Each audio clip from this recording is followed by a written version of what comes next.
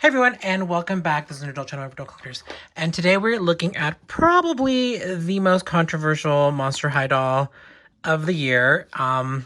This is the SKULLECTOR Lost Boys David doll. She was revealed earlier this week, last week, I think, and she's here very quickly. A few things that I have like thoughts of. How the hell have we already seen the Us 2-pack, Emily, oh, just knocked a nail off, Emily, Megan, but this bitch did not leak, like, at all. Like, we had no idea. I'm certain some people probably saw what she looked like, but I saw no leaks of this doll, just like the little things that they gave us, like the earring, and I know that we had the shoe leak of the saxophone, but so random that all these dolls that are months away from release, I hope Megan's next month, we didn't see, we saw already, and then this doll just boom out of nowhere. I do know that it's like a passion project, and Rebecca's like obsessed with this movie, and it's been very sweet to see her posting about the movie and how happy and excited she was to be creating this doll. I personally think the doll is quite like ferociously beautiful. Personally, I would have liked it to be a boy. I hadn't seen this movie before, and I watched it in preparation of this like doll, and it's fun, it's campy, it's silly. It was enjoyable, and now I think I can understand some of like the nuances and the hidden little things inside of like hidden in the doll and stuff. So let's get into it. And I do know that this doll is very divisive. My friend Alex, who's been on the channel before, hates this doll viscerally. She loves the movie, and like many of us, wanted this to be a boy doll. So she just despises this doll. She was trying to like her, but no go.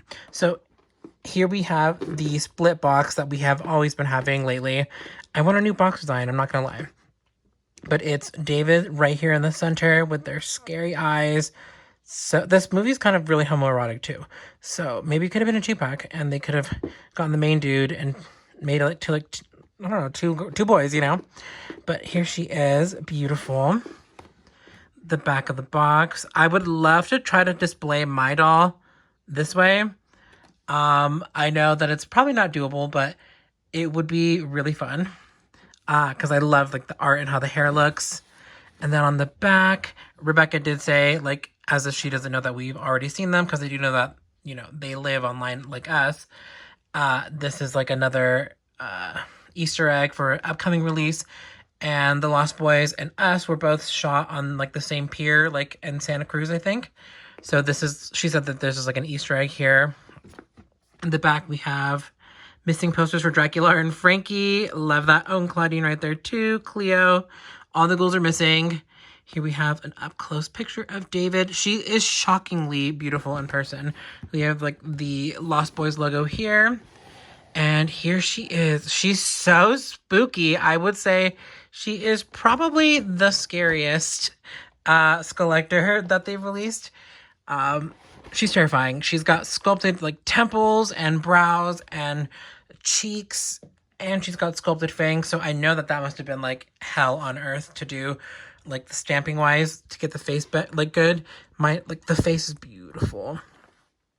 I've seen people say that they want to use her as like a Gaga base or something, or like Maleficent or something, but I can see it with like these cheekbones.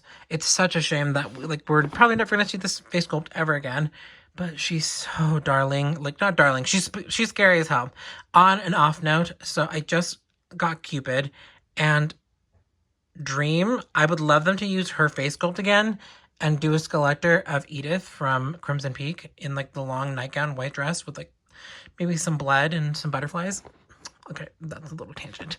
But here is the inside of the box. And then there's some more artwork. Well, photographs. And then the doll's scary, you know? So here it says, David, the quintessential Santa Carla boardwalk survival guide. Everyone calls Santa Carla the murder capital of the world. But do you know the hotspot of its homicidal activity? The boardwalk, aka a flesh eater's paradise. Don't be fooled by the sweet smell of funnel cakes. It covers up the stench of death. That cute dog by the roller coaster? Don't engage. It's a hellhound. You thought merry-go-rounds were fun? Think again. They're feeding grounds for vampires. Yes, we said it, vampires. Undead sickos who gallivant around town in earrings and black leather boots. Be on the lookout for delinquent punks with shaggy mullets, bleach locks, and flowing curls.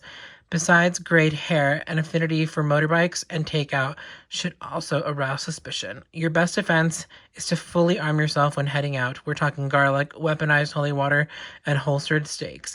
Need any slaying night stalkers? Need help slaying night stalkers? Just contact the Frog Brothers. They will gladly eliminate the threat for a reasonable fee. And then there we have the kite that's in the movie. So I'm going to unbox her, and we're going to look at all her little details together. Okay, she's out of the box, and she is quite striking. She's very scary. Like, for a Monster High doll, they really went all out, and she does have this ghoulish, handsome, like, terrifying face. Look at all that detail. My lights might be a little too bright, actually. But look at all that sculpting. It's so, like, beautiful and delicate. I love it. You can see the sculpted fangs right there. She's got quite a smoky eye with a red outline. Gorgeous, gorgeous. The mohawk is what has a lot of people, like, confused, because David's in the movie is a lot more spiky and more mullety, but since they gave her long hair, there really wasn't a better way to do this, I would say. I was hoping that maybe they would have just given her, like, sculpted sides and, like, flocked it, but no, we got it done up in a half pony, so that's fine. This earring, anyone that, like, loves the movie, can they tell me what it is? I cannot remember or recall anything from it. Just kind of looks like rope to me, like a noose. I'm not sure. The best part about this doll is definitely her coat, which I love, and debated buying a second doll literally just for the coat, but $75. Like, no thank you. It's got this cute crushed, like, it looks like leather, like maybe some kind of crocodile skin or something, lapel with this brooch that I can't make out. It's like a pendant, maybe a watch right there. Again, I can't remember this being in the movie. The outfit is a one-piece bodysuit. It has the print from the kite that is in the movie. And there's like stitching on the sides, a red collar. Like, the coat is awesome. The quality is great too. Stop doing this, Mattel. Stop putting holes in clothes. The shoes are outlandish. These kind of reminds me of like a motorcycle, like the handles right here. And since they all ride motorcycles, I would assume that's what that might be. The gold chain platforms are really cool. And then we have the infamous saxophone. I was like, oh, this has to be part of the movie. Like, it's really going to be like really big. Just iconic, I guess. It's in one scene. This one dude that's not a vampire, just shirtless. So I was like, oh, there's like the saxophone. And my husband was like, yep, that's it. That's all. He's never to be seen again. So that's an interesting thing to turn into. The heel, it has nothing to do with the vampires, but I guess iconic. And then here's the other heel. It is David's blood inside of the bottle. I feel like the bottle was a lot more ornately designed in the movie, but, you know, this is a tiny shoe. I love the platforms, though. They're so cool. And then they are laced up all the way to the top. They do have a split in the back, like usual. We do have a stand, and this is their bag. It's on a gold chain. It's Chinese takeout that is worms, because there's a scene in the movie where they're all eating Chinese food, and the main guy's eating the noodles, and he uses like his like mind powers to make him think he's saying worms, and that's the scene. These gloves, they do look familiar to me. Have these been used before on any other SKULLECTORs? Like Pennywise or something? Like, they don't look that unique. They've got like studs along the sides, and they're just like plain black. My biggest qualm, again, I don't know if I mentioned this already. She's on the original body, and I think if we're gonna do SKULLECTORs and stuff, that they should be on the less used bodies.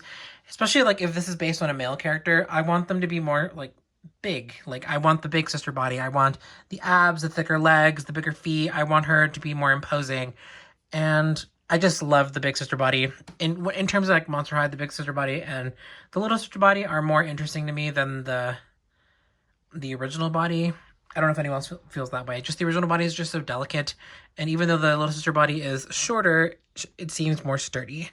So here she is, beautiful long blonde hair. Mine has a huge knot right there. What the hell is that? I'm gonna try to cut that out, and yeah, let me know your thoughts. Did you get her? Did you get her as quickly as I did? Let me know all your thoughts and opinions. Have you seen this movie? Do you like this movie? I think I like it. I'm not sure if I would watch it again, like, for pleasure, but if someone was like, hey, do you want to watch this? I'd be like, sure. But yes, let me know your thoughts and opinions, and hopefully we will be getting Megan soon.